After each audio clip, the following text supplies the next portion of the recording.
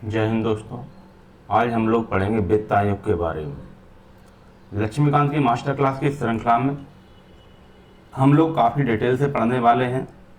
जैसे कि मैं बोल रहा हूँ कि यूपीएससी के चेयरमैन ने बोला है कि जो भी पढ़िए रट्टा नहीं मारिए और क्यूरियोसिटी के साथ पढ़िए। यानी क्यूरियोसिटी का मतलब यही है कि अगर इसमें लिखा है, क्या इसमें लिखा है कि अनुच्छेद 280 अर्धन्यायिक निकाय है, अनुच्छेद 280 अर्धन्यायिक निकाय के रूप में वित्त आयोग की व्यवस्था करता है। ठीक है, ये बात अगर ये लाइन लिखी है तो इसके मायने क्या है? देखिए, इसका ये है कि यह आयोग मतलब इसके लिए आपको पढ़ना पड़ेगा अनुच्छेद 280, और 280 कह रहा है कि यह आयोग अर्धन्यायिक निकाय है जिसका उद्देश्य केंद्र और राज्यों के बीच राजस्व का न्यायपूर्ण बंटवारा सुनिश्चित करना है। इसलिए अर्धन्यायिक निकाय है। इसका उद्देश्य क्या है? भारत की मोदी सरकार यानी केंद्र और राज्य की नीतीश सरकार यानी राज्य के बीच जो राजस्व जो होता है, जो टैक्स कलेक्शन होता है, उसका न्यायपूर्ण बंटवारा क्या करना है? सुनिश्चित करना है। ठीक है, ये है। अब क्या है, ऐसा कभी न्यायपूर्ण बंटवारा किया गया? तो जैसे मैंने बताया है कि 80वें संशोधन 2000 जो था वो रेट्रोस्पेक्टिव प्रभाव से लागू हुआ था। मतलब वो 1996 से वो बंटवारा चालू किया था। उसने क्या किया था, अगर केंद्र को 1 लाख रुपए मिल रहा है तो उसका 29% यानी 29,000 रुपये राज्य को दिया जाएगा।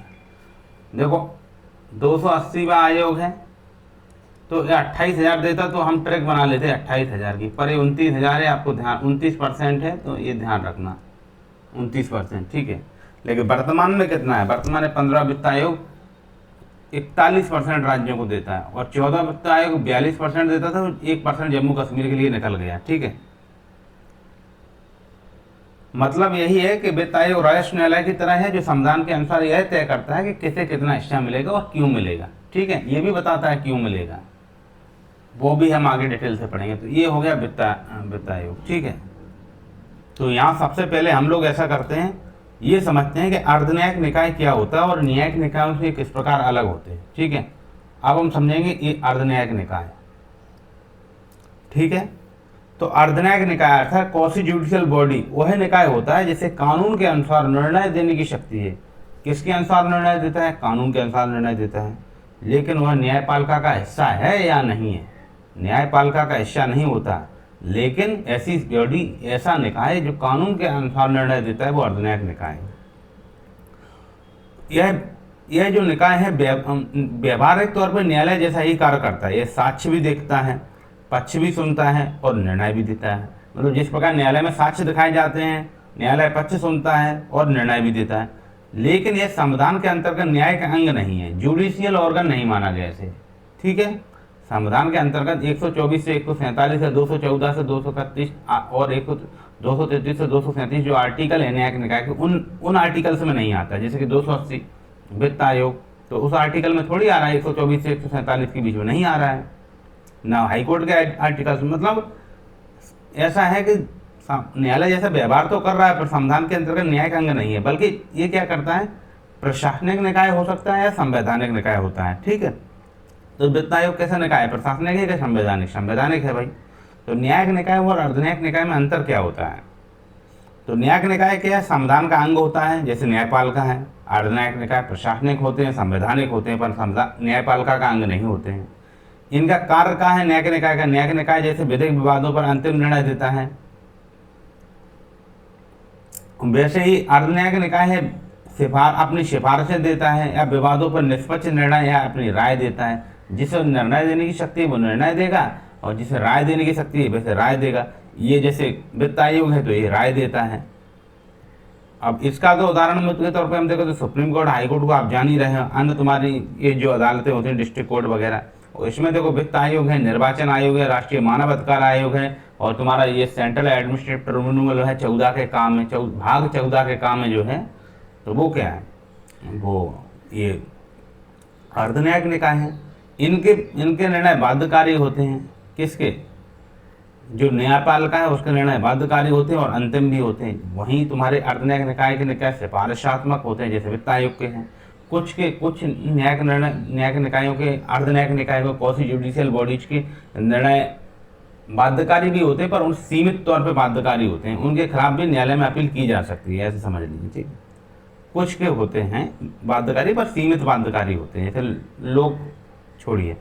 आधार देखो तो इनका तो संविधान में 124 से 147 से 214 से 231 तक वर्णन है, और इनका जो है ये संविधान के तहत भी बनते हैं, अधिनियम के तहत भी आते हैं, ठीक है। कौन?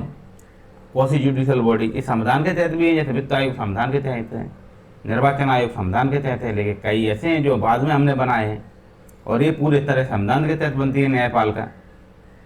न्यायपालिका जो प्रयोग करती है वो कोर्ट प्रोसीड्यूर का प्रयोग करती है, न्यायिक प्रक्रियाओं का प्रयोग करती है, जबकि देखो वो कोर्ट प्रोसीड्यूर का प्रयोग करेगा, जबकि ये न्याय संगत प्रक्रिया का प्रयोग करेगा। अर्ध न्यायिक निकाय न्याय संगत प्रक्रिया मतलब फेयर हेयरिंग और रीजन डिसीजन देंगे तो उसके पीछे तथ्य होंगे, लॉजिक होगा, जो अर्ध न्यायिक निकाय देंगे उनका। अब ये बताइए वित्त आयोग आखिर न्यायिक निकाय क्यों है? जो संविधान का अनुच्छेद 280 कहता है कि राष्ट्रपति हर 5 वर्ष में एक वित्त आयोग को गठन करेगा। कौन कह रहा है? संविधान का अनुच्छेद 280 कह रहा है, जो केंद्र और राज्यों के बीच राजस्व वितरण से संबंधित सिफारिश करेगा, ठीक है। अब ये बताइए अर्धन्यायिक निकाय क्यों है? पहले तो आपने 280 पढ़ा, 280 कह रहा है कि हर 5 वर्ष में एक वित्त आयोग को गठन करेगा, जो केंद्र और राज्यों के बीच राजस्व का वितरण करेगा, ठीक है। अर्धन्यायिक निकाय क्यों है? अर्धन्यायिक निकाय इसलिए क्योंकि इसकी जो भूमिका होती है इम्पार्शियल आर्बिटर के रूप में होती है, अर्थात निष्पक्ष मध्यस्थ के रूप में होता है वित्त आयोग ने। अब ये जो अर्धन्यायिक निकाय है इसका मतलब ये है, ये न तो केंद्र का अंग है न राज्यों का अंग है, यह संविधान द्वारा गठित एक स्वतंत्र निकाय है, ठीक है, जिसका कार्य केंद्र और राज्यों के बीच राजस्व का वितरण करना, उनका विवाद या असहमति को आंकड़ों के आधार पर, तथ्यों के आधार पर, न्याय के आधार पर सुलझाना। मतलब ऐसा नहीं है लॉजिक से हर चीज चलती है, तथ्य बताएगा, आंकड़े बताएगा। जैसे कि 15 वित्त आयोग ने सिफारिश दी थी कि आप कुछ गरीब राज्य हैं उनके लिए आप अलग से पैसा दिए, सरकार ने दिया ना अनुदान के रूप में 2,96,000 करोड़, 2,95,000 करोड़ रुपये दिया था। तो वित्त आयोग की सिफारिश में सरकारें बहुत सिफारिशें मानती हैं। और वहीं अदालत से तुलना करें तो अदालतें क्या करती हैं, जो न्यायपालिका है वो क्या करती है, वो विवाद सुलझाती है। वैसे ही वित्त आयोग भी वित्तीय विवाद सुलझाता है, इसलिए न्यायिक निकाय जैसा, पर न्यायपालिका तो नहीं है, इसलिए इसे अर्धन्यायिक निकाय कहा गया, ठीक है। चीजें बहुत आपको समझ में आ रही हैं। और अगर बात करें साक्ष्यों और तथ्यों के आधार पर कैसे कैसे, तो ये साक्ष्यों और तथ्यों के आधार पर भी निर्णय देता है। वित्त आयोग अपने निर्णय में भावनाओं या राजनीति से नहीं चलता कि भाई अभी राजनीति ऐसी है तो जिसका पक्ष ऐसे चले, नहीं। वित्त आयोग तथ्यों के आधार पर, ठोस आंकड़ों के आधार पर, राज्यों के आय व्यय की स्थिति के आधार पर, कर संग्रह के आधार पर डेटा देता है। देखो पंजाब को, केरला को बहुत पैसा दिया है वित्त आयोग ने, तो ये वित्त आयोग है। और एक क्वासी जुडिशियल इंक्वायरी करता है, कैसी? क्वासी जुडिशियल इंक्वायरी, अर्धन्यायिक इंक्वायरी करता है, यानी सभी पक्षों को सुनकर तथ्यात्मक रूप से निर्णय देता है, ठीक है। और 15वां वित्त आयोग ने राज्यों की जनसंख्या, कर प्रदर्शन, पर्यावरण, जनसांख्यिकी जैसे ऑब्जेक्टिवली और वेरीफाइबल इंडिकेटर्स के आधार पर राज्यों की हिस्सेदारी तय की थी। ऐसे थोड़ी किया था कि साउथ वाले राज्य कह रहे थे कि ऐसा नहीं वैसा नहीं, फिर भी यूपी पे ध्यान दी, क्योंकि वहाँ का जनसंख्या है, वहाँ के लोग हैं, आपकी राजनीति एक जगह है, लोगों की जिंदगी अलग है। इसकी सिफारिशें न्याय संगत होती हैं, अर्थात इक्विटेबल होनी चाहिए, ना कि राजनीतिक। संविधान ने वित्त आयोग को यह शक्ति दी है कि वह राजस्व बंटवारे को न्याय संगत सिद्धांत तय करे, यानी यह कोई नीतिगत नहीं बल्कि न्यायिक मापदंड के आधार पर लागू करता है, पॉलिसी प्रिंसिपल ऑफ इक्विटी के आधार पर चलता है। इसलिए इसे अर्धन्यायिक निकाय कहा जाता है, क्योंकि यह इक्विटेबल एडजुडिकेशन अर्थात न्याय संगत निर्धारण कर रहा है। कौन? वित्त आयोग। अगर आपके पेपर में मेंस में आ जाए कि वित्त आयोग को न्यायिक निकाय क्यों है, तो इन्हीं तथ्यों को शामिल करना है। कौन कौन से तथ्य? कि इसकी निष्पक्ष मध्यस्थ के रूप में काम करता है, साक्ष्य और तथ्य के आधार पर निर्णय लेता है, सिफारिशें न्याय संगत होती हैं, ना कि राजनीतिक और भावनात्मक, ये दोनों पक्षों को सुनता है। वित्त आयोग राज्य सरकार और केंद्र सरकार और अन्य हितधारकों से लिखित और मौखिक प्रश्न लेता है, यानी यह ऑडी अल्टरम पार्टेम का काम करता है। एक है ऑडी अल्टरम पार्टेम का सिद्धांत है, मतलब वही मौखिक रूप से कोई चीज सुनना, उसे बोलते हैं ऑडियो। सुना है ना आपने ऑडियो, तो उसे बोलते हैं ऑडी अल्टेराम पार्टेम सिद्धांत का पालन कर रहा है, जो न्यायिक निकाय का मूल सिद्धांत माना जाता है। और ऑडी अल्टेराम पार्टेम, किसी को सुने बिना निर्णय मत दो, मतलब किसी को सुने बिना निर्णय मत दो, इसका मतलब है ऑडी अल्टेराम पार्टेम। यह भी एक अर्धन्यायिक निकाय का लक्षण है। अच्छा, इसका लिख देते हैं ओडी अल्टेराम पार्टिम, ए ओडी अल्टेराम पार्टिम, ठीक है, ये होता है। इसका मतलब है कि किसी को सोने बिना निर्णय मत दो। यह एक तरीके से अर्धन्यायिक प्रक्रिया का ही लक्षण है। इसके निर्णय का प्रभाव सिफारिशात्मक है पर न्यायिक वजन इसमें होता है। मतलब वैसे तो सिफारिश तो होता है, न्यायालय तो अंतिम नहीं होता, पर फिर भी इसमें न्यायिक वजन होता है, क्योंकि जब चीज़ें तथ्यों के आधार पर होंगी, लॉजिक के आधार पर होंगी, ठोस आंकड़ों के आधार पर होंगी, तो फिर तो बातें मानना पड़ती हैं, ठीक है। यद्यपि राष्ट्रपति इसकी सिफारिशें स्वीकार या अस्वीकार कर सकता है, परंतु संविधान इसे गंभीर, तटस्थ और तथ्य आधारित निर्णय मानता है, ठीक है। इसलिए संसद में इसकी रिपोर्ट न्यायिक दस्तावेज की तरह ही पेश की जाती है। भले ही ये सिफारिशात्मक है, लेकिन रिपोर्ट का महत्व तो वही होता है, हम बोला नहीं था, एक होता है डी जूर, कानूनन बाध्यकारी नहीं है, फिर डी फैक्टो वास्तव में इसकी रिपोर्टें मानी जाती हैं। 14 वित्त आयोग ने टैक्स डेवोल्यूशन को 32% से बढ़ाकर 42% कर दिया। 14 वित्त आयोग ने 32 से बढ़ाकर 42% कर दिया। तो सरकार ने माना, केंद्र सरकार ने इसे लगभग पूरी तरह से स्वीकार कर लिया, क्योंकि यह क्वासी जुडिशियल क्रेडिबिलिटी है इसकी। क्यों, सरकार को भी तो जवाबदेही देना पड़ती है, भाई क्यों नहीं मान रहे आप, क्या आपका मन में क्या है। जब वित्त आयोग ऐसी सिफारिश, वित्त आयोग ऐसा अध्ययन के आधार पर कह रहा है कि राज्यों को इतना दिया जाना चाहिए, तो दो भाई।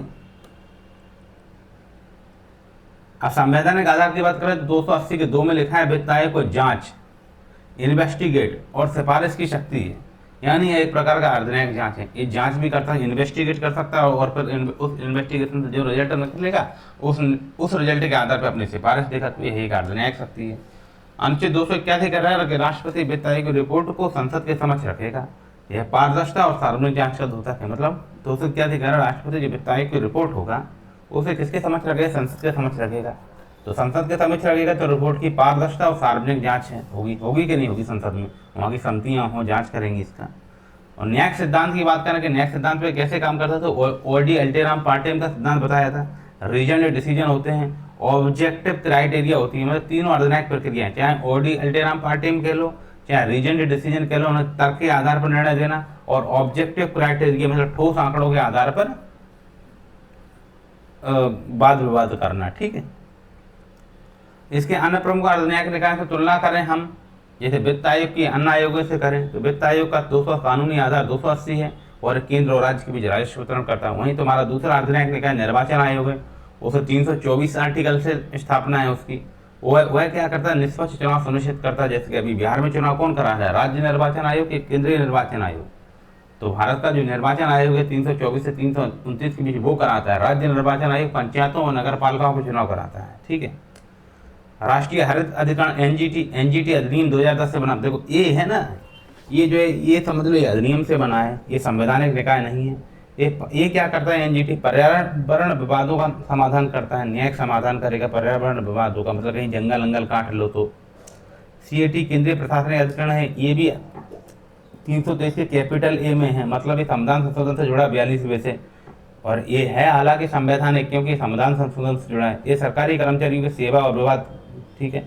एक तुम्हारा राष्ट्रीय मानव अधिकार है, ये 1993 के अधिनियम से जुड़ा है, मानव अधिकार उल्लंघनों की जांच के लिए। इन सभी में क्या है, समान तत्व है, जैसे स्वतंत्रता है, सुनवाई की प्रक्रिया निष्पक्ष तथ्यों के आधार पर निर्णय देते हैं, सीमित न्यायिक शक्ति भी है, इसलिए सभी अर्धन्यायिक निकाय कहे जाते हैं। मतलब यह है कि न्याय संगत सिद्धांतों पर राजस्व वितरण तय कर रहा है तुम्हारा वित्त आयोग, दोनों पक्षों केंद्र और राज्य की भी सुन रहा है, निष्पक्ष डेटा आधारित निर्णय दे रहा है, किसी पक्ष के प्रति पक्षपाती नहीं है और राजनीतिक भावनाओं से नहीं बधा हुआ है। इसका गठन संविधान द्वारा किया जाता है, परंतु इसके कार्य सीमित हैं और निर्णय समान है, ठीक है। यही है, वित्त आयोग एक अदालत तो नहीं है पर न्याय करता है। अदालत क्या है, न्यायालयीन विवादों में न्याय करता है, जबकि वित्त आयोग वित्तीय विवादों में न्याय करता है, क्योंकि इसका सीमित है। अदालत क्या, हर चीज में अदालत आ जाएगा, न्यायपालिका हर चीज में आ जाएगी, पर वित्त आयोग वित्तीय विवादों में ही काम करेगा, इसलिए इसे अर्धन्यायिक निकाय कहा जाता है। क्योंकि न्यायिक, इसकी कार्यशैली तो न्यायिक है पर न्यायपालिका का स्थान नहीं ले सकता, ठीक है। ये न्यायपालिका की तरह कानूनी न्याय नहीं देता, ये वित्तीय न्याय की बात करता है, तो इसका न्याय का मतलब दायरा बहुत सीमित है, एक ही पक्ष को देखता है वित्त से संबंधित। ये नहीं है कि पूरे कोर्ट की तरह सब कुछ सुनने लगा, ऐसा नहीं है, ठीक है। चलिए अब आगे चलते हैं। ये है कौन सा, इसका गठन हर 5 वर्ष में राष्ट्रपति द्वारा स्थापित, मतलब इसका गठन हर 5 वर्ष में राष्ट्रपति द्वारा स्थापित किया जाता है, ये बात कह रहे हैं। और इसके लिए आपको सेम वही आर्टिकल 280 का 1 पढ़ना चाहिए। 280 का 1 जो पहले पढ़ा था, उसी 280 में बहुत चीजें लिखी हुई हैं। इसमें है कि राष्ट्रपति हर 5 वर्ष में या विशेष परिस्थिति में पहले भी वित्त आयोग को गठन कर सकता है। ऐसा नहीं है कि हर 5 वर्ष में, विशेष परिस्थिति में पहले भी मतलब ऐसा कर सकता है। यह व्यवस्था जो है सतत वित्तीय अद्यतन अर्थात कंटिन्यूअस फिस्कल रिव्यू की भावना से प्रेरित है। ये व्यवस्था है हर 5 वर्ष में करेगा, जरूरत पड़ेगा तो पहले भी कर देगा आपात स्थिति में। एक continuous fiscal review CFR continuous fiscal review की भावना पर आधारित है, ठीक है। अब जैसे कि इसने 14वां वित्त आयोग गठन किया, 14वां वित्त आयोग 2015 से 2020 और 15वां वित्त आयोग 2019 से गठन किया था, लेकिन इसका फिर कार्यकाल बढ़ा गया तो 2021 से 2026 तक ये काम करेगा। 15 वित्त आयोग का अध्यक्ष NK सिंह है। 16वां वित्त आयोग है जो 2026 से 2031 के बीच काम करेगा। इसके जो अध्यक्ष हैं वो अरविंद पनगड़िया हैं। और 14वें के जो अध्यक्ष थे वो वाई भी रेड्डी थे, वाई भी रेड्डी, वो 2015 से भी था। 14वें वित्त आयोग, 14 में 3 का गुणा करो तो 42, तो 14वें वित्त आयोग ने 42% सिफारिश की थी आप राज्यों को वर्टिकल टैक्स रिवोल्यूशन में 42% दें, केंद्र से कहा। 15 वित्त आयोग ने कहा कि आप 41 दें, क्योंकि जम्मू कश्मीर के लिए अलग से 1% निकाल दें। और 16वें वित्त आयोग की अभी सिफारिशें नहीं है, इसके लिए हम नया टैक्स शेयरिंग के लिए मॉडल बना रहे हैं हालांकि, ठीक है।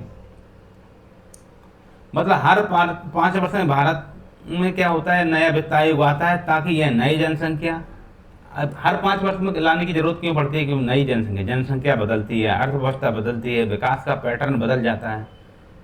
इसी प्रकार इसे राजकोषीय न्याय सुनिश्चित करना पड़ता है, क्योंकि ये अर्धन्यायिक बॉडी है।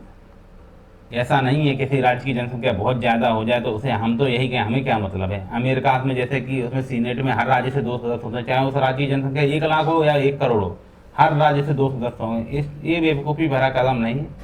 हमारे यहाँ वित्त आयोग अर्धन्यायिक निकाय की तरह काम करता है, ठीक है। यह निम्नलिखित मामलों में राष्ट्रपति को सिफारिश करता है। निम्नलिखित मामलों में, ये निम्नलिखित देखो तो मतलब इसे राष्ट्रपति को सिफारिश करने की शक्ति, इससे हमें समझते हैं कि कौन कौन सी शक्ति है। तो इसे किस आर्टिकल से निम्नलिखित मामलों में सिफारिश कर देगा। देखो, अगर निम्नलिखित मामलों में सिफारिश भी कर रहा है तो भी हम लोगों को आर्टिकल देखना चाहिए 280 का 3, 280 का 3 पढ़ना चाहिए हमें। 280 के 3 के वित्त आयोग किन विषयों पर राष्ट्रपति को सिफारिश करेगा, ये 280 के 3 में लिखा है। किन विषयों पर राष्ट्रपति को सिफारिश आप कर सकते हैं, मतलब यही है कि यह वित्त आयोग केवल वितरण का ही काम नहीं करता बल्कि राजकोषीय नीति के नैतिक सिद्धांत को भी दिशा देता है।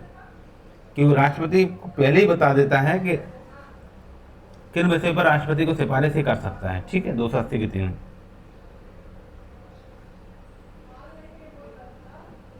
अब हम इस पे चलते हैं। केंद्र अब इसके किन विषयों पर कर सकता है तो विषय भी देख लेते हैं।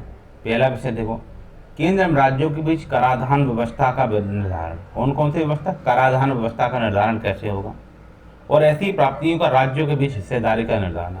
जो प्राप्तियां हैं ना इनकी राज्यों के बीच हिस्सेदारी का निर्धारण, मतलब केंद्र एवं राज्यों के बीच कराधान व्यवस्था का निर्धारण। पहले तो हम कराधान करेंगे, अर्थात पहले तो हम कर वसूलेंगे, फिर जो कर वसूल के जो प्राप्तियां मिलेंगी, जो हम रिसीव करेंगे कर को, उसको फिर हिस्सेदारी कैसे बांटेंगे, इसकी बात कर रहे हैं, ठीक है। तो इसे हम समझ लेते हैं।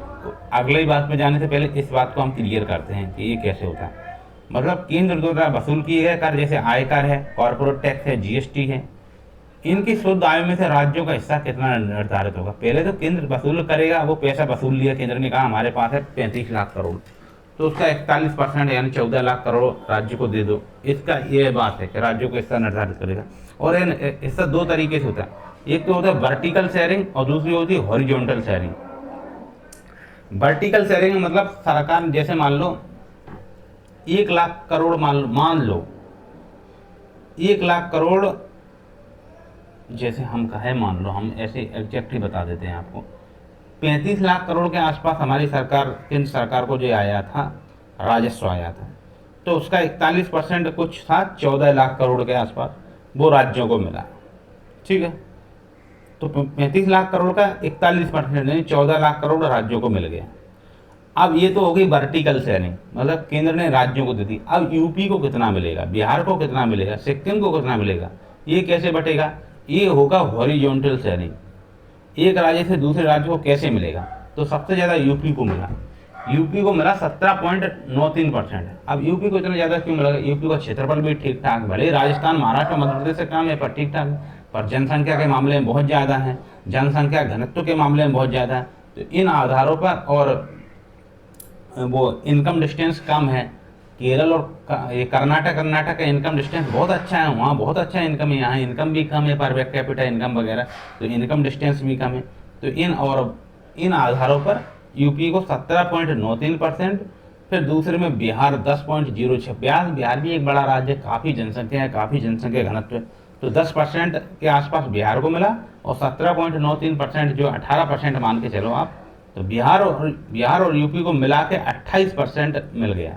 यूपी बिहार ने 28% ले लिया, मतलब जो 14 लाख करोड़ दिया था राज्यों को, उसका 28% यूपी और बिहार को मिल गया। तो 14 का 25% कितना होता है?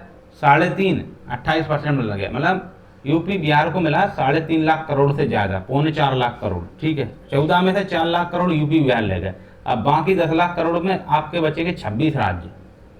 ठीक है, इस तरीके से केरल को 1.94% मिला, वहीं यूपी को 17.93% मिला, और केरल को 1.93% मिला, मतलब 16% का अंतर है। समझ रहे हैं? अगर यूपी को 18,000 रुपये मिलते हैं तो केरल को मात्र 2,000 रुपये मिलते हैं, ऐसे। मतलब इस अंश से आप ये समझ सकते हैं कि टैक्स पावर जो है वो इक्वलाइजर है। कैसा है? इक्वलाइजर है। केंद्र की जो आय होती है वो विकास के लिए राज्यों को दिया जाता है। ठीक है, ऐसे। और कौन सा आर्टिकल है? 280 का 3 का ए, क्योंकि ये 280 के 3 में तो सिफारिश कौन कौन से मामलों में सिफारिश करे, ये है, ये बात कहा था। लेकिन ये वाली बात आ गई तो ये 280 के 3 के ए में कहेगा ना, ये पहली बात है। अब अगली बात इसमें जो है बी में कहेगा, देख लेना आप। देखो बी में क्या कह रहा है? बे सिद्धांत, जिसके तहत राज्य केंद्र से आर्थिक अनुदान लेकर कार्य करता है। मतलब इसमें बे सिद्धांत जिनके तहत जो राज्य होता है, अर्थात बिहार की नीतीश सरकार, केंद्र का पैसा कहाँ है? वहाँ की संचित निधि में, अर्थात भारत सरकार की संचित निधि से आर्थिक अनुदान कैसे लिया जाता है? 2 प्रकार से, अनुच्छेद 275 के तहत, अनुच्छेद 282 के तहत। ठीक है, 275 के तहत जो अनुदान है वो विधिक अनुदान है, 282 के तहत जो अनुदान है वो विवेकाधीन अनुदान है। विधिक अनुदान में ट्राइबल स्टेट और कमजोर स्टेट को ज़्यादा वरीयता दी जाती है, क्योंकि विवेकाधीन अनुदान में यहाँ थोड़ा राजनीतिक समीकरण भी चल जाता है, यानी कि सरकार अपने विवेक से देती है। ठीक है, तो 2 प्रकार से अनुदान होते हैं। तो अब रही बात के अब ये कहाँ मिलेगा? तो मैंने बताया बी में, 280 के 3 के बी में ये मिलेगा। तो 280 का 3 का भी कह रहा है the principle which should govern the grants in aid of the revenues of the states. मतलब ये अनुच्छेद वित्त आयोग को यह तय करने का अधिकार दे रहा है कि किन राज्यों को ग्रांट्स इन एड मिलेगी। ये कौन तय कर रहा है? वित्त आयोग तय कर रहा है कि किन राज्यों को ग्रांट्स इन एड मिलेगी। ठीक है, अर्थात ऊपर में तो वो बात कर रहा है 41% वाली, वो कराधान वाली व्यवस्था कर रहा है, वो समीकरण के आधार पर चलेगी। इनमें ये बताया किन राज्यों को ग्रांट्स इन एड मिलेगी। जैसे कि 14 वित्त आयोग में मिलाया था ट्राइबल वेलफेयर के लिए, 15 वित्त आयोग में कहा जिन्हें भैया रेवेन्यू डेफिसिट हो रहा है। देखो इसमें क्या है, यह अनुच्छेद वित्त आयोग तय कर रहा है कि राज्यों को ग्रांट से ऐड मिलेगी। अब जैसे रेवेन्यू डेफिसिट ग्रांट दिया था 2,95,000 करोड़ की हमारी सरकार ने 15 वित्त आयोग की सिफारिश में। 15 वित्त आयोग ने कहा कि 17 राज्यों को राजस्व घाटा हुआ है, मतलब उनका खर्च उनकी आय से अधिक हुआ है। आप जो 41% दे रहे हो और राज्य सूची के विषय पर वो जो कर लगा रहे हैं, अगर वो सब मिला लो तब भी उनका खर्च ज़्यादा हो गया, कमाई कम हुई। अगर ऐसा हुआ है तो फिर भाई आप ऐसा करो, अनुदान व्यवस्था अनुच्छेद 275 के तहत अनुदान दो। और ये बात कौन कह रहा है कि आप 275 के तहत अनुदान दो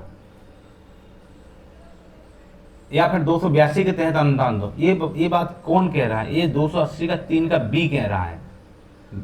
280 के 3 के बी से वित्त आयोग को वो शक्तियां प्राप्त हुई कि वो ऐसी बात कर रहा है। तो फिर सरकार ने 15 वित्त आयोग ने रेवेन्यू डिफिसिट ग्रांट दिया 2,95,000 करोड़ का। उसमें केरल को, आप बताइए केरल को कितना मिल रहा था? 1.94% मिल रहा था। अगर उस हिसाब से चलते फिर केरल को अलग से 63,000 करोड़ रुपये दिया गया। 63,000 करोड़ केरल को दिया गया, क्योंकि वहाँ थोड़ी समस्या बाढ़ वगैरह आई थी, कुछ ऐसा है। पंजाब को 45,000 करोड़ दिया। हिमाचल प्रदेश में भी बाढ़ आ गई थी और कुछ ऐसा वैसा बताया था हमने आपको, तो 38,000 करोड़ रुपए हिमाचल प्रदेश। मतलब छोटे छोटे राज्य जिनको हिस्सेदारी के हिसाब से हिस्सा बहुत कम मिलता है, पर वित्त आयोग ने 280 के 3 के बी के तहत ऐसी सिफारिशें की कि उन लोगों को पैसा मिला। ठीक है, मतलब जब कोई राज्य अपनी आय से अधिक खर्च कर देगा तब संविधान उसकी रक्षा करेगा, बल्कि केंद्र के हाथ से उसे पैसा भी दिलवा देता है। यही अनुच्छेद 280 है। ठीक है, अब हम आते हैं अगली पंक्ति पर। अगली पंक्ति, राज्य वित्त आयोग की, ये जो है ना राज्य वित्त आयोग की संस्कृति के आधार पर पंचायत और नगर पालिकाओं के स्रोतों की पूर्ति करेगा। मतलब राज्य वित्त आयोग की सहमति के संस्कृति के आधार पर पंचायतों और नगर पालिकाओं के स्रोतों की पूर्ति के लिए राज्य की संचित निधि को बढ़ाने के लिए किए जाने वाले उपाय, ये वाली जो बात है, इससे एक बात क्लियर होना चाहिए कि आपके राज्य में जो पंचायतें हैं, क्या है? पंचायतें हैं जो आपके राज्य में, और नगर पालिका हैं, उनको जो पैसा मिलेगा वो राज्यों की संचित निधि से मिलेगा। इसके लिए क्या होगा? राज्यों की संचित निधि को क्या करना पड़ेगा? बढ़ाना पड़ेगा। लिखा ना, बढ़ाने वाले उपाय, ये बात है। ठीक है, अब चलिए इसे भी देख लेते हैं।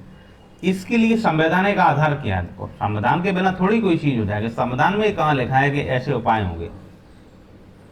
तो संविधान में ये नहीं लिखा था, संविधान में ये नहीं लिखा था, पर हमने 280 के 3 के बी में लिखा, फिर 280 के 3 के 280 के 3 के हटा देते, सी में लिख दिया। मतलब 280 के 3 के बी में और 280 के 3 के सी में ये बात हमने जोड़ दी, और ये जोड़ी 73वां और 74वें संविधान संशोधन के माध्यम से, जो 1992 में आए थे। ठीक है, अब इसमें क्या प्रावधान है? जो ये दो अनुच्छेद जोड़े, इनमें ये प्रावधान है कि वित्त आयोग राज्यों को यह सुझाव देता है कि वे अपने राज्य वित्त आयोग अर्थात स्टेट फाइनेंस कमीशन की सिफारिशों को लागू करें। वित्त आयोग जो 280 के तहत जो वित्त आयोग है, वो कह रहा है तुमने अपने अपने राज्यों में जो राज्यों के वित्त आयोग बनाए हैं, राज्यों के वित्त आयोग क्यों बनते हैं? नगर पालिकाओं और पंचायतों को राजस्व देने के लिए। ठीक है, तो अपने अपने राज्य वित्त आयोग की सिफारिशों को लागू करें। तो राज्यों ने कहा भाई वित्त आयोग वहां होता है, आप तो कह रहे हैं राज्यों की सिफारिशों को लागू करें। राज्य कह रहा है कि हर पंचायत को इतना पैसा दो, हर नगर पालिका को, नगर निगम को इतना पैसा दो। मेरे पास उतना पैसा कहाँ? हम तो अपना खर्च चलाने के लिए परेशान हैं। ठीक है, तो वित्त आयोग ने कहा तुम ऐसा करो, स्थानीय स्वराज्य संस्थाओं को वित्तीय आत्मनिर्भरता दो, स्थानीय स्वराज्य संस्थाओं को वित्तीय आत्मनिर्भरता दो, चिंता मत। तो उन्होंने कहा पैसा ही नहीं है तो कहां से दीजिए, आप वही बात कर रहे हैं। तो उन्होंने कहा 15 वित्त आयोग ने, जो उसके अध्यक्ष थे एन के सिंह, उन्होंने कहा हम केंद्र सरकार से लोकल बॉडी ग्रांट के नाम से 4.36 लाख करोड़ रुपए दे रहे हैं तुम्हें, 4,36,000 करोड़ रुपए दे रहे हैं राज्यों को, अब तो दो। तो फिर ठीक है, उन्होंने कहा इसमें से 60% पैसा ग्राम पंचायतों के लिए होगा, 40% पैसा तुम्हारी शहरी बॉडी के लिए हो, नगर पालिका नगर निगम के लिए होगा। राज्य स्तर पे क्या होता है? वित्त आयोग है, राज्यों के वित्त आयोग जो सिफारिश करते हैं कि पंचायतों को कितना पैसा मिलेगा, नगर पालिका को कितना मिलेगा, नगर निगम को कैसे पैसा देगा राज्य सरकार, इस पे बनाए गए हैं। पर उनकी सिफारिशें तभी लागू होंगी जब उनके पास पैसा होगा। तो उनके पास पैसा कौन देता है? केंद्र सरकार दे रही है। ठीक है, मतलब वित्त आयोग केवल राज्यों का ही नहीं बल्कि भारत के गांव और शहरों का भी संरक्षक है एक तरीके से। ठीक है, ये 280 का 3 का बी और 280 का 3 का सी कह रहा है। अब ये वो राज्य हैं, अगर वो पंचायतें हैं, वो नगर पालिका हैं, उन्हें पैसा मिलता है तो वो क्या करेंगे? वो एक तो साफ जल प्रोवाइड कराएंगे, ठोस अपशिष्ट जो है अर्थात सॉलिड वेस्ट है उसका मैनेजमेंट करेंगी, वो स्वच्छ सेवा हेतु अनुदान देंगी। ठीक है, मतलब वित्त आयोग अब केवल राज्यों का नहीं बल्कि ग्राम स्तर तक के शासन का वित्तीय मार्गदर्शक है। ठीक है, ऐसा ही नहीं कि हम राज्यों को ही न्याय दिला रहे हैं, हम ग्राम पंचायतों को भी न्याय दिला रहे हैं। ठीक है, ये बात। अगला पॉइंट देखें, ये 280 के 3 के तहत एक कहानी चल रही है। ठीक है, अब 280 के 3 के ए में क्या लिखा, बी में क्या लिखा, और 280 के 3 के बी से ही हम लोग चले 3 के बी भी, और 280 के 3 के सी तक बात चली गई है, जो 73वें 74वें संविधान संशोधन वाली बात थी। अब हम आते हैं यहाँ पे, राष्ट्रपति द्वारा वित्तीय मामलों के संबंध में सौंपा गया कोई अन्य कार्य, मतलब हमारे भारत के राष्ट्रपति महोदय हैं, राष्ट्रपति महोदय हैं, वो वित्तीय मामलों के संबंध में कोई अन्य कार्य भी सौंप सकते हैं। ठीक, ये बात है। ये एक इस आर्टिकल में आएगा तो स्वाभाविक है। 280 का 3 का सी हमने वहीं पढ़ लिया था बी में, कि राज्य वित्त आयोग की संस्तुति के आधार पर राज्य पंचायत और नगर पालिका के स्रोतों की पूर्ति करेगा, और कहाँ से होगा, राज्य की संचित निधि को बढ़ाएगा। ऐसे उपाय 280 के 3 के सी में भी किए। 200 तो ये तो 280 का 3 का बी, 280 3 का सी तो हम इसी में पढ़ लिए, जो राज्य नगर पालिका और पंचायतों को दे रहा है। अब अन्य कार्यों के लिए हमने 280 का 3 का डी पढ़ना पड़ेगा, 280 का 3 का डी पढ़ना पड़ेगा। वो कह रहा है कि any other matter referred to the commission by the president in the interest of sound finance, मतलब राष्ट्रपति यदि चाहे तो आयोग को कोई अतिरिक्त कार्य सौंप सकता है, जैसे आपदा राहत में सौंपता है, केंद्र राज्य के निर्णय के बीच यदि संतुलन करना हो तो सौंपेगा। जैसे 15 वित्त आयोग को राष्ट्रपति ने अतिरिक्त कार्य सौंपा, कौन सा सौंपा, defence and internal security funding पर, कि आप डिफेंस के लिए और इंटरनल सिक्योरिटी फंडिंग के पर सिफारिशें दो, तो वहाँ अध्ययन करेगा फिर सिफारिश देगा। ठीक है, और फिर क्या किया वित्त आयोग ने, ऐसा अध्ययन करने के बाद वित्त आयोग कह रहा है कि हमें डिफेंस का मॉडर्नाइजेशन के लिए फंड बनाना पड़ेगा। हमारे जो डिफेंस है, रक्षा है, रक्षा व्यवस्था है, उसे थोड़ा आधुनिकीकरण करना है, तो उसके लिए अलग से फंड जारी करो, ऐसा 2022 में कहा है। मतलब वित्त आयोग राष्ट्रपति का लिए वित्तीय सलाहकार मंच है, और जब भी राष्ट्रपति को ऐसा लगता है तो वह नीतियों के रूप में मार्गदर्शक के रूप में काम करता है। 280 के 3 के डी के तहत।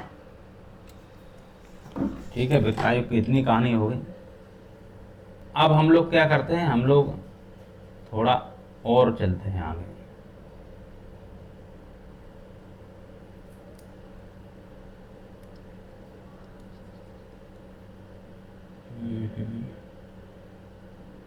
हाथ भी दिख रहा है। अब इसे देखते हैं। 1960 तक आयोग असम, बिहार, उड़ीसा एवं पश्चिम बंगाल के लिए जूट एवं जूट उत्पादों के निर्यात शुल्क के एवज में प्रतिवर्ष प्रदान किए जाने वाले अनुदान के संबंध में सरकार को सुझाव देता था। ये बात कहा 1960 तक। किन किन राज्यों का नाम ध्यान रखो, असम को, ठीक है, असम से सटा हुआ बिहार और उड़ीसा और पश्चिम बंगाल। इनको क्यों देता था, क्योंकि इनसे बांग्लादेश अलग हो गया, तो जूट से संबंधित बहुत सी फैक्ट्रियाँ तो भारत में रह गई थी, वो जूट का उत्पादन वगैरह कहाँ चला गया था, बांग्लादेश में चला गया था। तो उससे इन राज्यों को घाटा पड़ रहा था बंटवारे की वजह से। तो सरकार ने कहा कि भाई हम ऐसा करते हैं, इन राज्यों को जूट एवं जूट उत्पादों के निर्यात शुल्क के एवज में, पहले जूट और जूट उत्पादों का क्या होता था, निर्यात होता था। अब निर्यात शुल्क तो इन्हें देना बंद कर दिया, तो निर्यात शुल्क के एवज में ऐसा करेंगे, निर्यात शुल्क नहीं दे पा रहे, वैसे हम क्या करें, अनुदान दे देंगे इन्हें। जैसे कि जीएसटी के मामले में राज्यों को घाटा पड़ा तो उन्हें सरकार ने जीएसटी कंपनसेशन वगैरह लगा के राज्यों को कुछ पैसा दिया था। ठीक है, इसके लिए जो व्यवस्था की गई है वो अनुच्छेद 273 में की गई है, अनुच्छेद 273 में इसकी व्यवस्था की गई है। ठीक है, 273 में 273 कहता था grants in leave of export duty on jute and jute products. ठीक है, संविधान प्रारंभ होने के बाद पहले 10 वर्षों तक केंद्र इन 4 राज्यों को, असम को, बंगाल को, बिहार को और उड़ीसा को, मतलब उस समय बंगाल, बिहार, उड़ीसा असम का ही पार्ट थे, वो उसका आपने पढ़ा होगा, बंगाल, बिहार और उड़ीसा की दीवानी प्राप्त हो गई थी, पढ़ा होगा ना फर्रुखसियर के टाइम पे ये सब। तो बंगाल, बिहार को और उड़ीसा को, और साथ ही साथ असम को भी 10 वर्षों के लिए जूट निर्यात शुल्क के बदले अनुदान देने की बात की गई थी अनुच्छेद 273 में। तो पहला वित्त आयोग 1952 से 1957 तक गठित हुआ था, दूसरा 1957 से 1962 तक हुआ था। 2 वित्त आयोगों ने इन 4 राज्यों के लिए जूट ग्रांट्स की सिफारिश की। और यह प्रावधान फिर 1960 में समाप्त हो गया। मतलब यही एक ट्रांजिशनल फाइनेंशियल प्रोविजन था ताकि विभाजन के बाद पूर्वी राज्यों की अर्थव्यवस्था को स्थिर किया जा सके। ठीक है, क्योंकि विभाजन केवल पश्चिम में पाकिस्तान ही नहीं बटा था, पूर्व में भी आज का बांग्लादेश इन लोगों से अलग हुआ था, इसलिए थोड़ा नुकसान हो रहा था इन लोगों को। ठीक है, इतना हो गया समझ में। अब कह रहे हैं संविधान वित्त आयोग को देश में वित्तीय संघात्मकता के संतुलन चक्र के रूप में परिकल्पित करता है। तो संविधान क्या कर रहा है, वित्त आयोग को देश में वित्तीय संघात्मकता के संतुलन चक्र के रूप में परिकल्पित करता है। यद्यपि गैर संवैधानिक गैर विधायी निकाय योजना आयोग के उद्भव के उपरांत फिर क्या हुआ, गैर संवैधानिक और गैर विधायी निकाय जो था योजना आयोग आ गया। योजना आयोग के उद्भव के उपरांत केंद्र राज्य संबंधों के संदर्भ में वित्त आयोग की भूमिका संकुचित हो गई। योजना आयोग ने इस पर बहुत हद तक कैसे कंट्रोल कर लिया। तो हम पहली बात समझते हैं। पहली बात क्या कही थी कि संविधान वित्त आयोग को देश में वित्तीय संघात्मकता के संतुलन चक्र के रूप में परिकल्पित करता है। संविधान ने कैसे संतुलन चक्र बनाया था, फिर योजना आयोग ने इसकी भूमिका को कैसे संकुचित किया, ये देखते हैं। तो रही बात संविधान ने कैसे किया, तो संविधान ने एक भाग 12 दिया, उसमें 264 से 300 के ए तक आर्टिकल से जोड़े, उसमें वित्तीय प्रावधान थे। ठीक है, और अनुच्छेद 280 की भावना है वो फिजिकल फेडरलिज्म की भावना है, अर्थात राजकोषीय संघवाद की भावना है। ये फाइनेंस कमीशन होता है वित्त आयोग। फाइनेंस कमीशन ट्रांसफर्स की बात करें तो भारत में हर राज्य की आय में औसतन 25 से 35% हिस्सा केंद्र से आने वाले कर, हिस्से और अनुदानों में होता है। मतलब मेरा राज्य 1 लाख रुपए कमा रहा है तो उसमें 25,000 से लेकर 35,000 तक, 25,000 सामान्य परिस्थिति में आते हैं, 35,000 तब आ जाएंगे जब कोई आपदा आ जाए। तो ऐसा हिस्सा मतलब 25% से 35% तक राज्यों में केंद्र का हिस्सा होता है।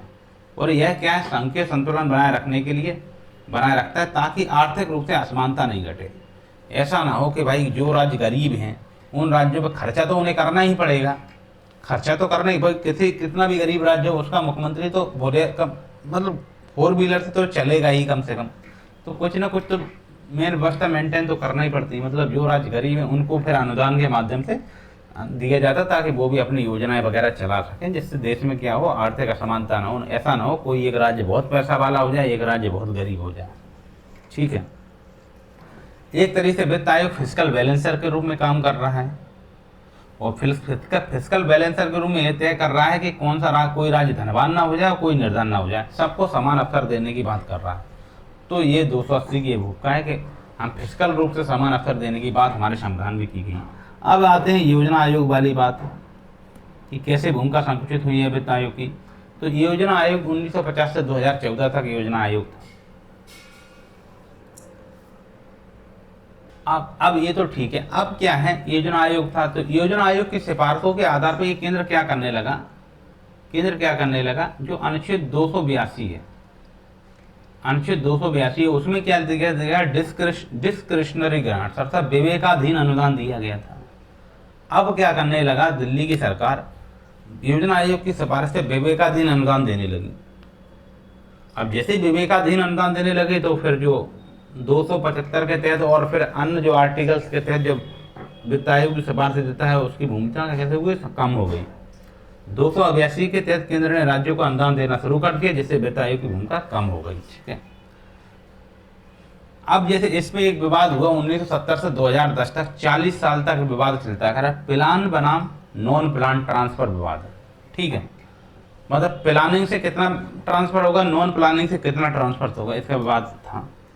केंद्र ने योजना आयोग के माध्यम से प्लान ग्रांट देकर राज्यों की वित्तीय निर्भरता बढ़ा दी।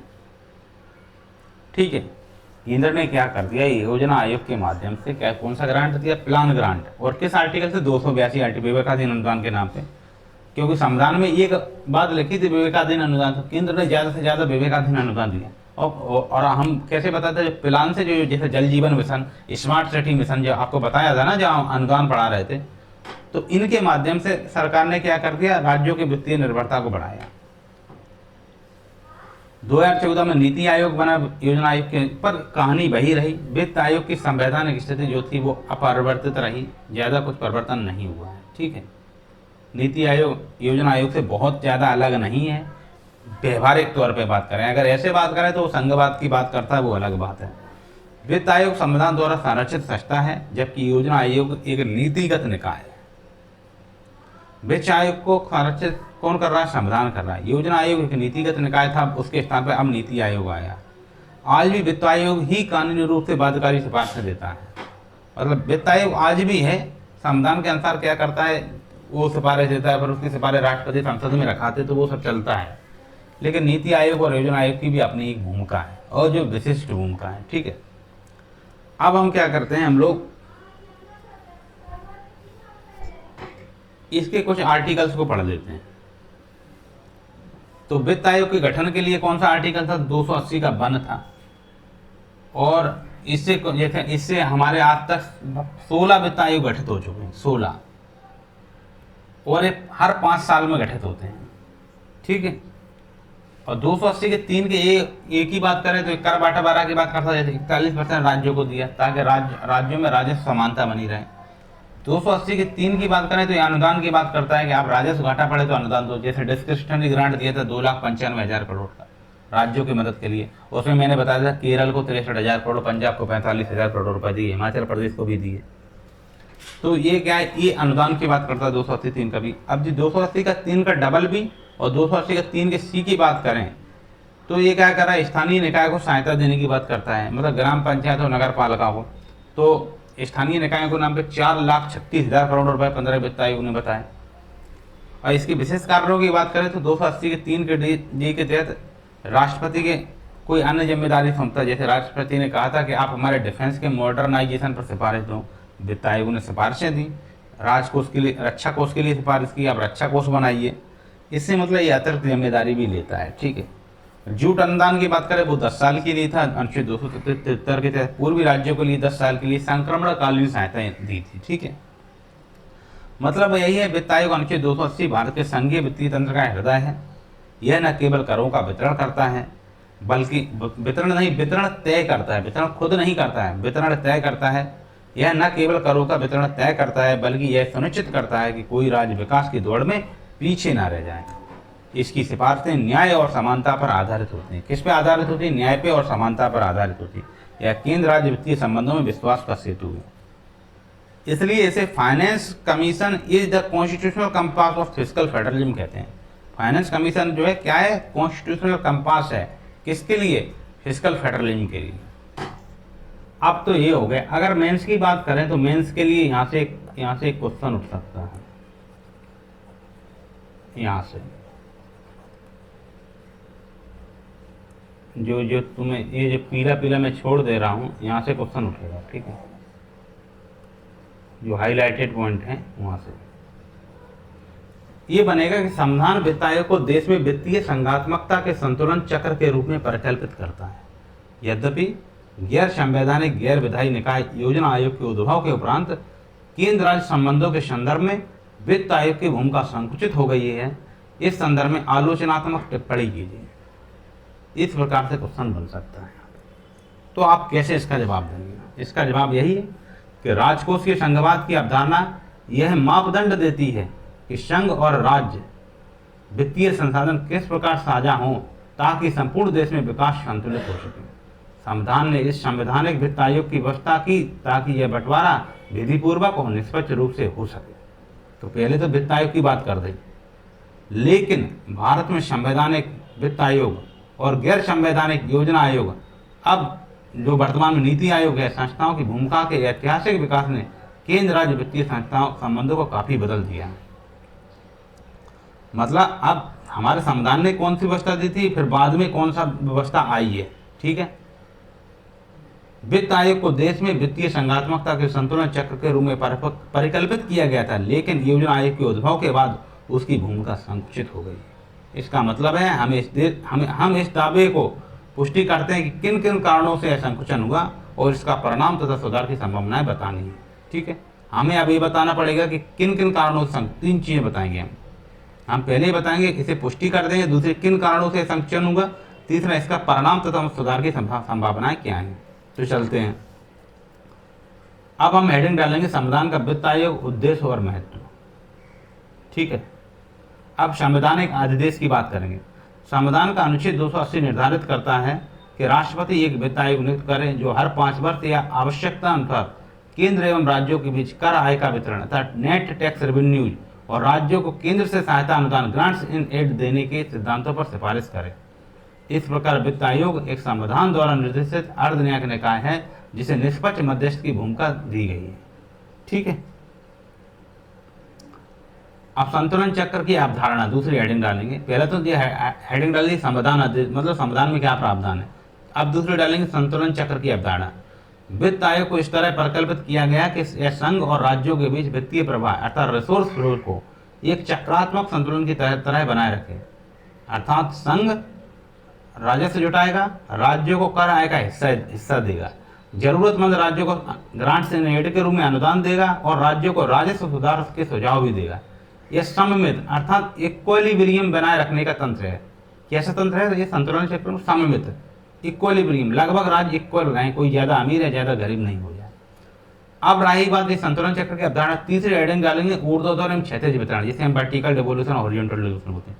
अब डालोगे वर्टिकल डिवोल्यूशन अर्थात ऊर्ध्वाधरीय वितरण, केंद्र और राज्यों के बीच कर आय का विभाजन। 15 वित्त आयोग की सिफारिश के अनुसार यह 41% है, जबकि 14 वित्त आयोगों ने इसकी 42% की सिफारिश की थी। अब दूसरा जाएगा हॉरिजॉन्टल डिवोल्यूशन, क्षैतिज वितरण। अब इसमें लिखेंगे राज्यों के बीच विभाजन, यानी कौन सा राज्य कितनी आय लेगा, यह कई कारकों जनसंख्या के आधार पर, क्षेत्र के आधार पर, विकास के आधार पर, पिछड़ापन के आधार पर, प्रयास के आधार पर आधारित होगी। प्रयास के आधार पर किस तरह से होती है अभी बताऊंगा आपको, मतलब कर क्षमता किसकी कितनी है, इस प्रकार से। ठीक है, वित्त आयोग इन दोनों आयामों में संतुलन लाता है ताकि राज्यों को वित्तीय संसाधन भी मिले और देश समग्र रूप से विकसित कर सके। अब वित्त आयोग के अन्य कार्य, केंद्र से सहायता अनुदान देने के सिद्धांतों की सिफारिश करना, अन्यथा राज्यों के राजस्व खर्च अंतर को पाटने हेतु। जैसे 15 वित्त आयोग ने सिफारिश दी थी कि जिन राज्यों में राजस्व घाटा हुआ उन्हें 2,95,000 करोड़ की एड हम लोगों ने दी थी, सभी राज्यों को मिला के, फिर अलग अलग राज्यों को अलग, किसी को 45,000 करोड़, किसी को 63,000 करोड़ दिया था। तो अन्य कार्य ये है। दूसरा अन्य कार्य है राज्यों का ऋण स्तर, ऋण समन और उधार लेने की सीमा पर सिफारिश करना। किस राज्य को कितना ऋण स्तर मिलेगा, कितना ऋण समन मिलेगा, डेप्ट रिलीफ, और कौन राज्य कितना उधार ले सकता है उसकी सीमा बताता है। कभी कभी राष्ट्रपति वित्त द्वारा किए गए अन्य वित्तीय मामलों की समीक्षा में सुझाव देना। ठीक है, और वो कौन सा आर्टिकल 280 का 3 का डी बताया था आपको। यहाँ आर्टिकल भी आप लिख सकते हैं, किस आर्टिकल में क्या बात कहेंगे, तो आपका आंसर और इनरिच हो जाएगा। इस तरह संविधान के तर्क क्षेत्र में वित्त आयोग को वित्तीय संतुलन संरक्षक की भूमिका मिली है, इतना आप समझे। अब योजना आयोग की बात करेंगे। योजना आयोग प्लानिंग कमीशन का उद्भव एवं महत्व, तो पहले अब इसके बारे में लिखेंगे। भारत का योजना आयोग 15 मार्च 1950 को स्थापित किया गया था। यह संविधान द्वारा नहीं बल्कि एक कार्यकारिणी निर्णय एग्जीक्यूटिव ऑर्डर के माध्यम से बनाया गया था। इस योजना आयोग का उद्देश्य देश के विकास के लिए पंचवर्षीय योजनाएं बनाना है, संसाधनों का आवंटन करना है और विकास कार्यक्रमों के कार्यान्वयन की निगरानी करना है। मतलब पंचवर्षीय योजनाएं बनाओ, संसाधनों का आवंटन करो और विकास कार्यक्रमों के कार्यान्वयन के लिए क्या करो, निगरानी करो। इसने नियोजक, निर्देशक और नियंत्रक की भूमिका निभाई। एक तो ये नियोजक मतलब प्लानर भी है, एलोकेटर भी यही है, प्लानिंग भी यही बनाएगा, एलोकेट भी यही करेगा और मॉनिटर भी यही करेगा। ठीक है, अब योजना आयोग की प्रबल केंद्रीय भूमिका कैसे इसे समझाएंगे। योजनाओं के लिए केंद्र राज्य साझा योगदान, सेंट्रल एंड स्टेट पार्टिसिपेशन और केंद्रीय अनुदान निधियों के संचालित करना, जो राज्यों पर वित्तीय नियंत्रण का एक माध्यम बन गया है। मतलब योजनाओं के माध्यम से केंद्र राज्य का साझा योगदान, सेंट्रल स्टेट पार्टिसिपेशन और केंद्रीय अनुदान निधियों को संचालित करना, जो राज्यों पर वित्तीय नियंत्रण का एक कैसा है, माध्यम बन गया है। बस इस प्रकार से राज्यों पर वित्तीय रूप से नियंत्रित कर लिया गया योजनाओं के माध्यम से। जैसे जल जीवन मिशन, स्मार्ट सिटी मिशन, 20 सूत्री कार्यक्रम, जिस प्रकार योजनाएं चला रहे हैं। राज्यों को वित्तीय और तकनीकी सहायता प्रदान करना और परियोजनाओं का चयन एवं क्रियान्वयन पर निगरानी रखना। राज्यों को कैसे सहायता प्रदान करेंगे, वित्तीय और सहायता और तकनीकी सहायता, और परियोजनाओं के चयन और क्रियान्वयन पर निगरानी रखना। एक इसका काम है योजना आयोग का। केंद्र सरकार को नीतिगत दिशा देना, समन्वय करना और योजनाओं का लक्ष्य तय करना। योजना आयोग और वित्त आयोग के टकराव, अब हेडिंग डालेंगे योजना आयोग और वित्त आयोग के बीच टकराव। यह टकराव स्वाभाविक था क्योंकि दोनों का क्षेत्र आंशिकता ओवरलैप होने लगा। जहां वित्त आयोग कर वितरण और सहायता अनुदान की व्यवस्था पर ध्यान देता है, वहीं योजना आयोग उन अनुदानों और संसाधन आवंटन और विकास परियोजना का निर्धारण करता है। ये तो वित्त आयोग क्या करता है, सिफारिश देता है कि इतना करो, इतना ऐसे दो ऐसे दो। योजना आयोग कहे कि हम ऐसे तो देंगे, जैसे अभी कहा था कि ग्राम पंचायतों के लिए हमने 4,36,000 करोड़ का फंड दिया, पर उसी में ऐड कर दिया कि हम ये जल की सफाई के लिए दे रहे हैं, हम ये ठोस अपशिष्ट के प्रबंधन के लिए दे रहे हैं, ये काम करो। ऐसा नहीं है कि ग्राम पंचायतें अपने हिसाब से कुछ भी कर रहे, नहीं भाई, जल की सफाई करो, ठोस अपशिष्ट का प्रबंधन करो, इस प्रकार की सिफारिशें, तब तुम्हें 4,36,000 करोड़ इस काम के लिए दे रहे हैं। ठीक है, इस प्रकार की जो बात है कि मतलब यह टकराव तो स्वाभाविक है, क्योंकि दोनों का क्षेत्र आंशिकता ओवरलैप करने लगा है। जहां वित्त आयोग कर के वितरण की और सहायता अनुदान की व्यवस्था करता है, वहीं योजना आयोग उन पैसों को अर्थात उस धनराशि को मैनेजमेंट की बात बता रहा है, उन अनुदानों और संसाधन आवंटन विकास परियोजना को निर्धारण करता है। इस कारण का केंद्र सत्ता केंद्रीकरण का साधन बने लगी। इस प्रकार केंद्र की जो सत्ता है कैसा साधन बने लगी, विकेंद्रीकरण की जगह केंद्रीकरण होने लगा। ठीक है, योजना आयोग के उद्भव के बाद वित्त आयोग की भूमिका में संकुचन किस प्रकार होगा, उसकी कारण और प्रक्रिया, ठीक है, उसे देखते हैं। वित्त आयोग की कैसी प्रकृति है, सलाहकारी प्रकृति है, अतः एडवाइस नॉट बाइंडिंग है। वित्त आयोग की सिफारिशें बाध्यकारी नहीं होती, उन्हें राष्ट्रपति द्वारा और केंद्र सरकार द्वारा स्वीकृति देनी होती।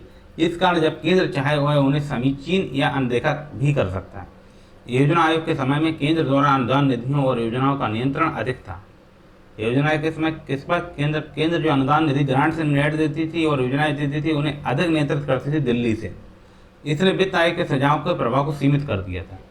वित्तीय सहायता अनुदान नीतियों पर प्रत्यक्ष नियंत्रण। दूसरा, केंद्र सरकार, योजना आयोग एवं केंद्रीय मंत्रालय ने कई योजनाएं स्वयं चलाई और राज्यों को अनुदान स्वीकृत किया। इस प्रक्रिया में केंद्र ने राज्य की प्राथमिकता पर हस्तक्षेप करना शुरू किया। ऐसे में राज्यों के पास स्वतंत्र वित्तीय निर्णय लेने की गुंजाइश कम हुई। तो योजना आयोग कैसे हमारे फिस्कल फेडरलिज्म को नुकसान पहुंचाया है, वो बात बता रहे हैं। विकास योजनाओं की प्राथमिकता। योजना आयोग की ताकत मुख्य रूप से विकास योजनाओं में निवेश और वितरण में थी। बहुत से अनुदान निकाय विशेष योजनाएं सेंट्रली स्पॉन्सर्ड स्कीम के रूप में केंद्र संचालित हुई और उनमें राज्य भागीदारी की अनुपूरक श्रेणी में रह गई। ये योजनाएं राज्यों की स्वायत्तता को सीमित करती थी। सांख्यिकी एवं डेटा हस्तांतरण, राजनीतिक एवं प्रशासनिक हस्तक्षेप। पहले सांख्यिकी का समझ लेते हैं। योजना आयोग के पास संसाधन, डेटा और विशेषज्ञता अधिक थी। उसने राज्यों से योजनागत डेटा एकत्रित किया और उसे निर्देशित किया। दूसरी ओर वित्त आयोग केवल वित्तीय आंकड़ों पर निर्भर रहना पड़ा। इस अंतर ने योजना आयोग को अधिक प्रमुख बना दिया। मतलब योजना आयोग केवल ऐसा ही नहीं था कि ऐसा था, उसके पास संसाधन भी ज्यादा थे, उसके पास डेटा भी ज्यादा थे, विशेषज्ञता भी ज्यादा थी। और वित्त आयोग के पास केवल वित्तीय आंकड़े थे, विशेषज्ञता उतनी नहीं थी, इसलिए और प्रमुख हो गया योजना आयोग। इसलिए आपको सांख्यिकी और डेटा ये बात जरूर लिखना है। राजनीतिक एवं प्रशासनिक हस्तक्षेप की बात करें तो केंद्र सरकार ने अनेक योजनाएं राजनीतिक प्राथमिकताओं के अनुरूप बनाई और उन पर नियंत्रण रखा। इससे वित्त आयोग का नया संगत वितरण सिद्धांत कैसा होगा, कमजोर हुआ। राजनीतिक एवं प्रशासनिक हस्तक्षेप मतलब केंद्र सरकार ने अनेक योजनाओं के माध्यम से राजनीतिक प्राथमिकताओं के अनुरूप उन राज्यों पर नियंत्रण बनाया। इससे वित्त आयोग का नया संगत वितरण था, उसका सिद्धांत कमजोर हो गया। अब नया संगत वितरण नहीं, अब तो केंद्र का नियंत्रण हो गया। राज्यों और केंद्र के बीच शक्ति संघर्षों में केंद्र को योजनाओं तथा अनुदानों के माध्यम से अधिक लेवरेज मिला। ठीक है, संस्थागत बदलाव। योजना आयोग का विघटन और नीति आयोग का निर्माण। वर्ष 2014 में योजना आयोग को बंद कर दिया गया, नीति आयोग स्थापित कर दिया गया, जो एक रणनीतिक तथा नीतिगत मंच है, पॉलिसी थिंक टैंक है और अधिक प्रेरक भूमिका के रूप में निर्वहन कर रहा है। यह संस्थागत बदलाव यद्यपि योजना आयोग जैसी केंद्रीकृत योजनाएं नहीं करती, लेकिन आज भी केंद्र द्वारा नीति निर्देशन और राज्यों को मार्गदर्शन देने की प्रधान भूमिका निभाई जा रही है। नतीजा ये है, इस पूरे परिवर्तन क्रम में वित्त आयोग की संघीय वित्तीय संतुलन संरक्षक की भूमिका समय के साथ विशेष रूप से योजनागत हस्तक्षेप, अनुदान नियंत्रण और नीति निर्देशन की व्यवस्था के कारण कुछ हद तक संकुचित हो गई है। ठीक है, अब हम डालते हैं चौथी हेडिंग, संकुचित भूमिका का प्रभाव और चुनौतियां। अब आप कह रहे होंगे बहुत ज्यादा बता रहे हैं, ज्यादा बता रहे हैं जानबूझ के, ताकि आपके दिमाग में मैं 10 पॉइंट बनाऊंगा तो 2 पॉइंट ही बचेंगे, इसलिए ज्यादा बता रहा हूं। ठीक है, संकुचित भूमिका का प्रभाव और चुनौतियां। राज्यों की स्वायत्तता में कमी हुई है। अनुदान निधियों में केंद्र का नियंत्रण बढ़ने से राज्यों को अपनी प्राथमिकताओं के अनुसार संसाधन आवंटन की स्वतंत्रता कम मिली। यह वित्तीय संघवाद की मूल भावना का परावर्तन नहीं करता। मतलब अनुदान निधियों में केंद्र का नियंत्रण बढ़ने से राज्य अपनी प्राथमिकताओं के अनुसार संसाधन आवंटन की स्वतंत्रता, ये खुद ही बता देते हैं कि इस पे खर्च करना है। मान लो मैं मध्य प्रदेश सरकार को 1 लाख करोड़ दे रहा हूँ और कह रहा हूँ ये तो आप केवल रोड पे खर्च करो, रोड बनाओ बस, तो फिर वो क्या कर सकते, उसकी भूमिका तो कम हो गई ना, वो रोड ही बनाएगा। एड हॉकिज्म बोलते हैं और अनिश्चितता भी है। वित्त आयोग की अवधि 5 वर्ष की होती है और उसकी सिफारिशें अवधि विशेष तक होती हैं। योजनाएं और अनुदान शॉर्ट टर्म सोच से संचालित होने लगे, जिससे दीर्घकालीन स्थायित्व की बात नहीं रही। इस योजना काल में क्या होना, बस इतनी बात हुई। 5 साल का शॉर्ट टर्म सोच थी, दीर्घकालीन सोच खत्म हो गई, इसलिए अनवरत निवेश या एड हॉकिज्म की भावना बढ़ी। वित्त आयोग की सलाह को अनदेखी करना, कई बार केंद्र या राज्य सरकारें आयोग की सिफारिशों को स्वीकार नहीं करती या संशोधन कर देती हैं। इस निष्प्रभाव की प्रवृत्ति वित्त आयोग की मौलिक भूमिका को प्रभावित करती है। वित्तीय असमानताएं बनी रहीं, संघीय संतुलन, राज्यों की राजस्व क्षमता में भिन्नता और विकास स्तर में अंतर रहने के कारण वित्त आयोग की सिफारिशें जितनी न्यायसंगत हों, असतत हथियार के रूप में अनुदान केंद्रीय योजनाओं के जरिए उन्हें प्रभावित किया जा सकता है। मतलब वित्तीय असमानताएं बनी रहीं। निचले स्तर की वित्तीय विकेंद्रीकरण में कमजोरी हुई। वित्त आयोग राज्यों के बीच तो संसाधन आवंटन करता है, तो स्थानीय निकाय, पंचायती राज, नगरीय निकाय तक सक्षम संसाधन पहुंचना अभी भी चुनौती बनी हुई है। राज्यों ने अब तक पर्याप्त रूप से राज्य वित्त आयोग अतः स्टेट फाइनेंस कमीशन भी नहीं बनाए। जैसे कि बताया था, राज्य वित्त आयोग पर्याप्त रूप से अभी भी नहीं बने हैं। अब इसमें सुधार की संभावना क्या है? यही वित्त आयोग की सिफारिशों को अधिक बाध्यकारी बनाया जाए, पारदर्शी और जवाबदेही तंत्र बनाए जाए, स्थानीय वित्तीय विकेंद्रीकरण को मजबूत किया जाए, निष्पक्ष संरचनात्मक परिवर्तन किए जाए, नवीन तकनीकी डेटा सच्चा उपयोग मॉडल बनाया जाए, संप्रेषण और संवाद को बेहतर बनाया जाए। निष्कर्ष यह है, निष्कर्ष सुनो, निष्कर्ष महत्वपूर्ण है। संविधान ने वित्त आयोग को एक सिद्ध संतुलन चक्र की भूमिका दी थी, ताकि संघ और राज्यों के बीच वित्तीय संसाधन संतुलित, न्यायसंगत और लोकतांत्रिक ढंग से वितरित हों। किंतु योजना आयोग जैसी गहरी संवैधानिक, शक्तिशाली तथा केंद्रीकृत विकास संस्था के उद्भव के बाद वित्त आयोग की भूमिका समय के साथ संकुचित हो गई।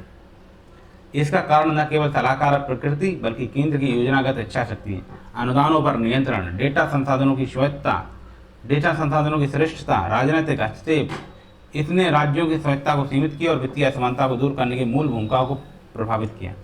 फिर भी आज का विषय यही है, कैसे हम उस मूल विभाग को पुनर्जीवित करें ताकि वित्त आयोग पुनः एक सशक्त वित्तीय संतुलन संरक्षक बन सके।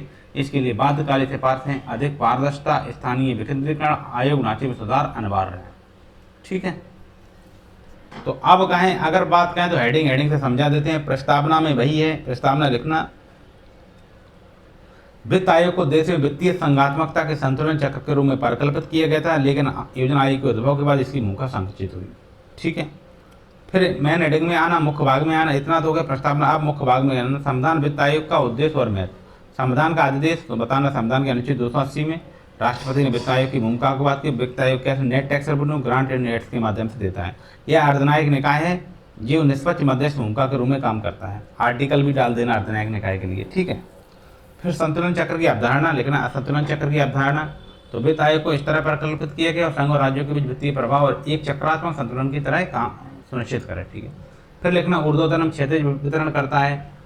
केंद्र और राज्यों के बीच कर आय विभाजन ऊर्ध्वतन, राज्य और राज्यों के बीच क्षैतिज वितरण करता है। ठीक है, अन्य कारक में लिख देना, केंद्र से सहायता अनुदान मिलता है ऐसे। ठीक है, राज्यों के ऋण स्तर, ऋण समन की और उधार लेने की सीमा सिफारिश तय करता है। कभी कभी राष्ट्रपति द्वारा दिए गए अन्य वित्तीय मामलों का भी सुझाव देता है। अब योजना आयोग पे आना, तो योजना आयोग का गठन 15 मार्च 1950 को हुआ। ये कार्यकारी अधिदेश से हुआ। इसका उद्देश्य देश के विकास के लिए पंचवर्षीय योजनाएं बनाना और उनका संसाधन आवंटन करना, विकास कार्यक्रम और कार्यान्वयन की निगरानी करना। और योजना आयोग नियोजक, प्लानर, एलोकेटर और मॉनिटर, नियोजक, निर्देशक और नियंत्रक की भूमिका, ट्रिपल एन है, नियोजक, निर्देशक और नियंत्रक की भूमिका निभाता है। ये फिर दूसरी हेडिंग लिखना, योजना आयोग की प्रबल केंद्रीय भूमिका है। उसका रीजन क्या देना, रीजन देना कि योजनाओं के लिए केंद्र राज्य साझा योगदान, राज्यों को वित्तीय और तकनीकी सहायता प्रदान करता है, परियोजना का चयन क्रियान्वयन करता है, केंद्र सरकार को नीतिगत दिशा निर्देश देता है, समन्वय करता है, योजना को लक्ष्य तय करता है। मतलब किस प्रकार की केंद्रीय भूमिका में योजना आयोग और वित्त आयोग में टकराव बता देना कि ओवरलैपिंग होती है। ठीक है, जहाँ वित्त आयोग कर वितरण, सहायता, अनुदान की व्यवस्था पर बात करता है, वहीं योजना आयोग अनुदान, संसाधन आवंटन, विकास परियोजना के निर्धारण की बात करता है। इस प्रकार बताना, वो धनराशि देने की बात करता है, ये धनराशि को कहाँ उपयोग करना इसकी बात कर रहा है योजना आयोग। ठीक है, वित्त आयोग की प्रकृति सलाहकारी है। ठीक है, मतलब योजना आयोग के बाद वित्त आयोग की प्रवृत्ति सलाहकारी थी, तो फिर इसके मानना न मानना राज्यों पर निर्भर हो गया था, उस समय की सरकार पर निर्भर था। वित्तीय सहायता, अनुदान निधियों पर प्रत्यक्ष नियंत्रण किसका, योजना आयोग का प्रत्यक्ष नियंत्रण था, क्योंकि सरकार खुद चलाती थी। विकास योजनाओं को प्राथमिकता दिया जा रहा था। राजनीतिक प्रशासन में हस्तक्षेप बढ़ गया था। राज्यों और इससे क्या हुआ, राज्यों और केंद्र के संघर्ष में केंद्रों को अधिक लेवरेज मिलता था इन योजनाओं के माध्यम से। संस्थागत बदलाव हुआ, नीति आयोग आया 2014 में, लेकिन आज भी मतलब इसको थोड़ा डिटेल में लिखना पर 2014 में योजना आयोग को बंद करके नीति आयोग आया। यह एक रणनीतिक नीतिगत मंच है, अधिक प्रेरक है, अधिक कैटालिस्ट है, पॉलिसी थिंक टैंक है। यह संस्थागत बदलाव यद्यपि योजना आयोग जैसी केंद्रीकृत योजनाएं नहीं करती लेकिन आज भी केंद्र द्वारा नीति निर्देशन और राज्यों को मार्गदर्शन देने की प्रावधान भूमिका बनाए रखा हुआ है। कौन नीति निर्देशन? नतीजा ये है, पूरे परिवर्तन के क्रम में वित्त आयोग के संघीय वित्तीय संतुलन संरक्षण की भूमिका समय के साथ विशेष रूप से योजनागत हस्तक्षेप, अनुदान नियंत्रण, नीति निर्देशन की व्यवस्था के कारण कुछ हद तक संकुचित हो गई है। प्रभाव और चुनौतियां क्या हुई? राज्यों की स्वायत्ता में कमी आई है, अनसरित निवेश एड हॉकेज में अनिश्चितता बढ़ी, वित्त आयोग की सलाह अनदेखी करने लगी, वित्तीय असमानताएं बढ़ने लगी, निचले स्तर के वित्तीय विकेंद्रीकरण को कमजोर हुआ। ये सुधार की संभावना में लिखना, वित्त आयोग की सिफारिशों को अधिक बाध्यकारी बनाया जाए, पारदर्शी और जवाबदेही तंत्र बनाया जाए, स्थानीय वित्तीय विकेंद्रीकरण को मजबूत किया जाए, निष्पक्ष संरचनात्मक कर्मठता, मतलब आयोग के सदस्यों की नियुक्ति में अधिक स्वतंत्रता, विशेषज्ञता और न्यूनतम राजनीतिक हस्तक्षेप सुनिश्चित किया जाए। आयोग को दीर्घकालीन और मध्यमकालीन दोनों प्रकार की सिफारिशें देने का दायित्व दिया जाए। ठीक है। नवीन तकनीकी एवं डेटा सक्षम आयोग मॉडल बनाया जाए, मतलब वित्त आयोग को आधुनिक डेटा विश्लेषण जीआईएस वित्तीय प्रक्षेपण मॉडल और मशीन लर्निंग आधारित अनुमान प्रणाली अपनानी चाहिए ताकि राज्यों को वित्तीय क्षमताओं का मूल्यांकन और अनुदान विभाजन अध्ययन व्याख्यान को। आयोग को केंद्रीय नीतियों जैसे जीएसटी, वस्तु एवं सेवा कर प्रभाव को भी समेकित रूप से ध्यान में रखना चाहिए। संप्रेषण और संवाद को बेहतर बनाना चाहिए। ठीक है। निष्कर्ष है कि संविधान ने वित्त आयोग को एक सिद्ध संतुलन चक्र की भूमिका दी थी ताकि संघ और राज्यों के वित्तीय संसाधन संतुलित, न्यायसंगत और लोकतंत्र ढंग से वितरित हों। किंतु योजना आयोग जैसी गैर संवैधानिक, शक्तिशाली तथा केंद्रीकृत विकास संस्थाओं के दबाव के बाद वित्त आयोग की भूमिका समय के साथ संकुचित हुई। इसका कारण न केवल सलाह प्रकृति बल्कि केंद्र की योजनागत इच्छा शक्ति, अनुदान नियंत्रण, डेटा संसाधनों की श्रेष्ठता, राजनीतिक हस्तक्षेप, इसने राज्यों की स्वायत्ता को सीमित कर दिया और वित्तीय असमानता को दूर करने की मूल भूमिका को प्रभावित किया। फिर भी आज का विषय यही है, कैसे हम उस मूल विभाग को पुनर्जीवित करें, वित्त आयोग पुनः एक सशक्त वित्तीय संतुलन संरक्षक बन सके। इसके लिए बाध्यकारी सिफारिशें, अधिक पारदर्शिता, स्थानीय विकेंद्रीकरण, आयोग के ढांचे में सुधार अनिवार्य है। ये एक ढांचा है एक तरीके से, इस तरीके से आप लिख सकते हैं, उसमें अपने अपने आर्टिकल्स दे सकते हैं। इस तरीके से सोचिए, बताइए ये क्वेश्चन में इतना डाइवर्सेशन हो सकता है तो हम लोगों को कितनी गहराई से पढ़ने की जरूरत है। अब जब हम अभी तो ऐसे बता रहे हैं आपको, जब हम खुद लिख के ये सब करेंगे ना, तब आप देखना अलग ही लेवल होगा। आर्टिकल्स होंगे, योजनाएं होंगी, योजनाओं का नाम होगा, मतलब आपका पूरा वैल्यू एडेड आंसर आएगा। ठीक है, धन्यवाद। अब आगे अगले वीडियो में हम पढ़ेंगे राज्यों के हितों के संरक्षण और अन्य उद्देश्यों के बारे में।